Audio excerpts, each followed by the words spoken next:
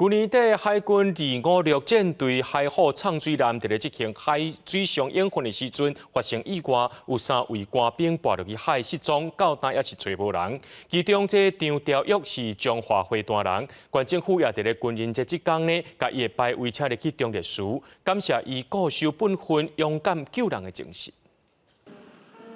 去年底发生意外，殉职的海虎畅水艦256舰队士官长张朝玉，又家属捧着伊的灵位，为中华县政府出发，一路行到中华中烈祠。海军256舰队的兄弟徛几排，恭请张朝玉入中烈祠。我们今天纪念张朝一士官长，他在6月30号的时候，由总统赖清德先生颁发褒扬令。那我们为了遵从他的英勇救人的壮行。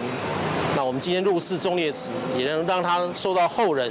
永远的尊崇。 去年12月底，海军256舰队海虎畅水艦在执行海上演训的时，因为救难浮标落去，官兵要修复却跋落海里，造成3位官兵失踪的意外。其中张朝玉是中华会单人，县府也伫军人节即天举办入祠仪式，感念伊坚守本分、勇敢救人的精神。感谢咱所有的国军弟兄保家卫国，互咱有一个安和乐利的生活。那同时，今仔嘛是咱 海军士官长张朝玉入仕的一个